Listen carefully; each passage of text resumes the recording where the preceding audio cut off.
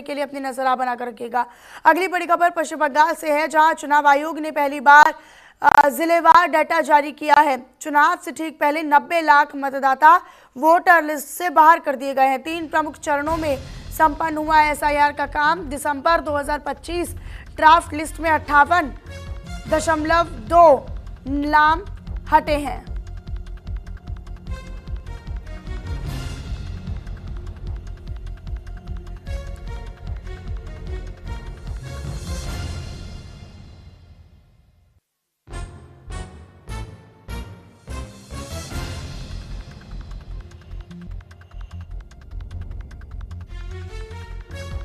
तो पंकज मेरे साथ मेरे सहयोगी जुड़े हुए हैं अधिक जानकारी के साथ। तो पंकज, एसआईआर की प्रक्रिया में ये पहली बार है जब वोटर लिस्ट से 90 लाख मतदाताओं का नाम पश्चिम बंगाल से बाहर हो गया है।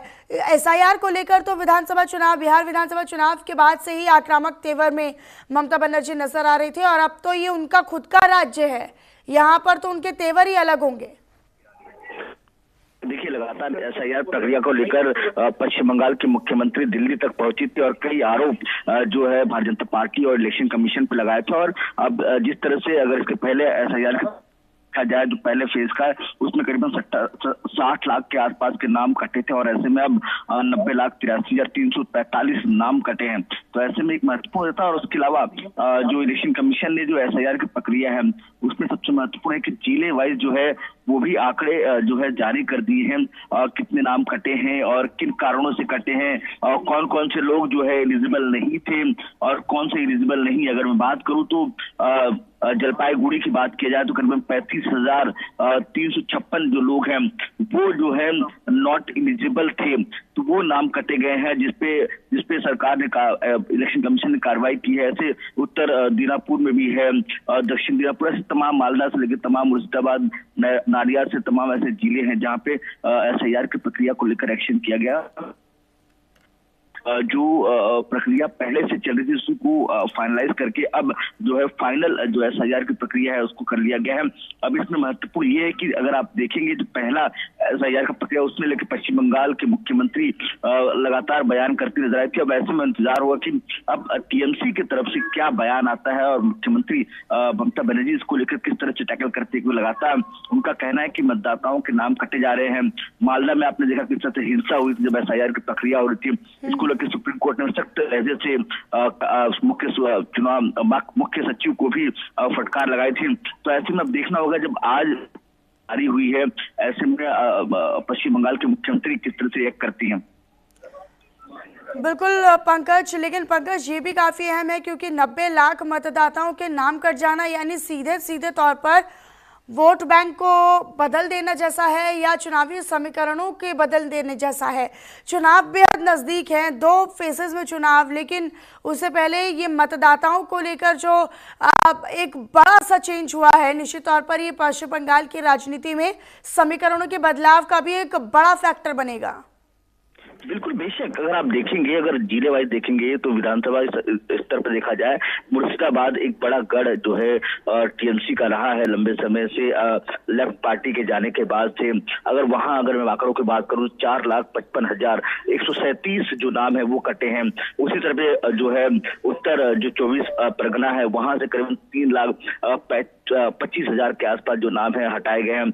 मालदा से 2,40,000 के आसपास नाम हटाए गए हैं।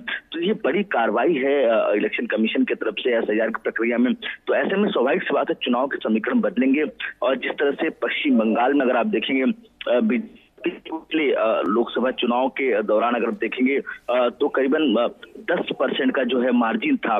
तो ऐसे में अगर ये वोटर नाम करते हैं तो टफ कंपटीशन ऑब्वियसली होता नजर आ रहा है। बीजेपी को जरूर इसका थोड़ा फायदा जरूर मिलेगा, लेकिन अब देखना होगा कि टीएमसी किस तरह से इसको टैकल करती है। हालांकि अब टीएमसी इसको साजिश बता रही है बीजेपी की और चुनाव आयोग की कि वोटर लिस्ट से नाम हटाए जाने का मतलब साजिश बीजेपी की चल रही है ममता बनर्जी के खिलाफ। बिल्कुल बेशक बेशक देखिए, लगातार टीएमसी इस बात को शुरू से कहती नजर आई है कि ये सिर्फ जो है भारतीय जनता पार्टी और चुनाव आयोग दोनों मिलकर पश्चिम बंगाल की जनता के साथ साजिश करती नजर आ रही है, और इसको लेकर अब और भी तमाम जो पॉलिटिकल लीडर्स हैं खासकर टीएमसी के, वो और मुखर होते नजर आ रहे हैं। और इसी बात का ऑब्जेक्शन तक कि आपने जो प्रक्रिया कर रहे हैं जानबूझकर बीजेपी के कहने से प्रक्रिया कर रहे हैं, ये इस बात की नाराजगी टीएमसी को शुरू से थी। और ऐसे में आज भी जिस तरह से जो फाइनल जो प्रकाशन आया है वोटर लिस्ट का, तो उसको लेकर भी नाराजगी जो है टीएमसी तरफ से नजर आ रही। और मैंने पहले कहा कि इनफैक्ट जो बॉर्डर एरिया है, जो अन्य सीमावर्ती क्षेत्र हैं जो बांग्लादेश से लगे हों या असम से लगे हों या अन्य राज्यों से लगे हुए, उसमें ज्यादा फर्क नजर आया है। और दूसरा सबसे महत्वपूर्ण है कि बीजेपी कोशिश कर रही है कि मालदा के आसपास के क्षेत्र है जहाँ पे हिंदू बहुल एरिया है, वहां पे बेहतर टारगेट किया जाए। तो ऐसे में वहां भी कई नाम कटे नजर आए हैं, करीबन 3 से 4 लाख नाम कटे हैं। तो ऐसे में अब ये देखना होगा कि चुनाव की रणनीति किस तरफ जाती है, क्या बीजेपी और मुखर होती है या तो फिर जो टीएमसी इसका पलटवार करती नजर आती है। बिल्कुल पंकज, लेकिन जिलेवार डाटा पहली बार चुनाव आयोग की तरफ से ईसी की तरफ से जारी किया गया है। जिलेवार तरीके से डाटा यानी कि साफ तौर पर इसका आकलन किया जा सकता है कि किस जिले से कितने वोटर के नाम हटाए गए हैं या कितने नाम फर्जी थे जिनको कहकर चुनाव आयोग ने हटवा दिया है। इसका क्या प्रभाव आने वाले समय में पड़ेगा अगर हम चुनावी समीकरणों की बात करें, या फिर जनसंख्या, कई बार राजनीति जनसंख्या के इर्द गिर्द भी घूमती है, क्षेत्रफल के इर्द गिर्द भी घूमती है, तो क्या उस पर भी प्रभाव पड़ने की उम्मीद है? मैंने पहले कहा कि जो नॉर्थ परगना है वहां पे अगर आप देखेंगे करीबन 3,25,666 नाम कटे हैं। तो ऐसे में ऑब्वियस सी बात है वोटर एक दौर पर टीएमसी और उसके पहले लेफ्ट पार्टी का वोटर रहा है। तो ऐसे में नुकसान जरूर जो है टीएमसी को होता नजर आएगा। और दूसरी तरफ अगर आप देखेंगे मालदा भी एक बड़ा गढ़ है। प्रधानमंत्री नरेंद्र मोदी ने हाल ही में वहां पे अपनी एक बड़ी जनसभा को संबोधित भी किया था जब चुनाव से पहले, और वहीं से जो है वंदे भारत ट्रेन और अमृत भारत ट्रेन की शुरुआत की थी। और वहां पे एक बड़ा बदलाव नजर आया है, करीबन 10 लाख से ज्यादा जो वोटर हैं अकेले मालदा क्षेत्र से नाम करते, माफी चाहूंगा मुर्शिदा से नाम करते नजर आए हैं। और मालदा की बात किया जाए करीबन जो है 82 लाख 82 लाख के आसपास नाम कटे हैं। तो ऑब्वियस सी बात है इसका नुकसान जरूर जो वर्तमान में सिटिंग पॉलिटिकल पार्टी है सरकार में, उसको नुकसान जरूर हो सकता है। लेकिन अब इंतजार इसी बात का है कि सरकार इसको किस तरह से, या तो टीएमसी किस तरह से रिएक्ट करती है। ठीक है पंकज, आप रहिएगा मेरे साथ, मैं आगे भी खबरों पर आपका रुख करूंगी। इसी बीच खबरों में आगे रुख कर लेते हैं। अब आपको बताएं, जब पश्चिम बंगाल में एसआईआर के खिलाफ सुप्रीम कोर्ट पहुंचा उम्मीदवार, चीफ जस्टिस की बेंच के सामने ये मुद्दा उठाया है। वोटर लिस्ट से नाम कटने के खिलाफ ये अपील की है। नॉमिनेशन से पहले मामले पर सुनवाई की अपील की गई है। तो चीफ जस्टिस की बेंच के सामने ये मुद्दा उठाया है। वोटर लिस्ट से नाम कटने के खिलाफ नॉमिनेशन से पहले सुनवाई की अपील की गई है। पंकज का एक बार फिर से रुख कर लेती हूँ। पंकज, उम्मीदवार पहुंचा है पश्चिम बंगाल में एसआईआर के खिलाफ सुप्रीम कोर्ट के नाम कटे हैं, तो फिर ऐसे में अपनी याचिका और अपनी उम्मीद लेकर बिल्कुल बेशक देखिए, लगातार इसके पहले भी ये होता नजर आया है। और ऐसे में अब पश्चिम बंगाल की जिस तरह से एसआईआर की प्रक्रिया पूरी हो चुकी है, लेकिन उसके पहले ही जो है सुप्रीम कोर्ट की तरफ रुख किया गया और उसमें कहा गया तत्काल सुनवाई इस मामले को लेकर किया जाए, जो एसआईआर की वोटर लिस्ट में जो नाम कटे हैं उसको लेकर। और साफ तौर पर याचिका कर्ता का कहना है कि जो 6 अप्रैल दोपहर 3 बजे, मतलब यानी आज 3 बजे से पहले जो चरण के नामांकन आखिरी दाखिल होने हैं उसको लेकर माफी कल के उसको लेकर सुनवाई हो। तो लेकिन अब इंतजार सुप्रीम कोर्ट की तरफ से कि सुप्रीम कोर्ट किस तरह से इसको सुनवाई करता है। लेकिन दूसरी बात यह कि सुप्रीम कोर्ट ने पहले भी कहा था कि 2 अप्रैल से पहले हाई कोर्ट के 19 जो जजों की जो एक कमेटी बनाई थी ट्रिब्यूनल, उस मामले को देख रही है, तो उसके पास जाया जाए।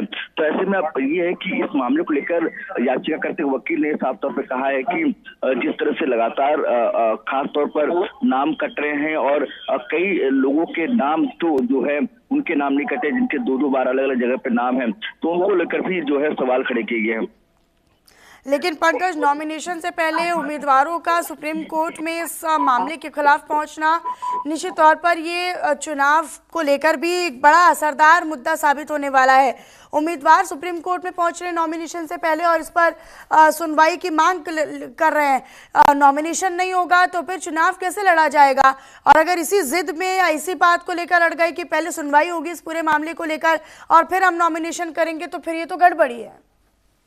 बिल्कुल बेशक, देखिए अब जो नॉमिनेशन की प्रक्रिया है वो पहले फेज की वो पूरी हो चुकी है। हाँ। 6 अप्रैल आखिरी दिन था, कल पूरा दिन निकल चुका और ऐसे में कल हाँ बिल्कुल बिल्कुल। तो ऐसे में अब इंतजार करना पड़ेगा। उस समय वो डेडलाइन जो बनाई गई थी और कहा गया था याचिकाकर्ता की तरफ से, वो याचिकाकर्ता कांग्रेस की उम्मीदवार के तौर पर जो है फाइल करने वाले थे, उनके तरफ से ये याचिका लगाई गई थी। लेकिन अब सुप्रीम कोर्ट इस लेकर नहीं की है। लेकिन बार बार ये कहा जा रहा है कि जो एक कमेटी बनाई गई है 19 जजों की, जो पूर्व जजों की, उनके पास जाए वो अपील वहां पे उस ट्रिब्यूनल पे अपील किया जाए और वहां से शायद कुछ अपडेट आपको मिल सकता है या मिल सकती है। ठीक है पंकज, बहुत शुक्रिया इन तमाम खबरों पर आपने जानकारी हमारे दर्शकों तक साझा की, उसके लिए अपनी नजर आप इन पर बनाकर रखिएगा। और फिलहाल इन्हीं खबरों के साथ इस बुलेटिन में इतना ही। आप रहिएगा हमारे साथ। नमस्कार।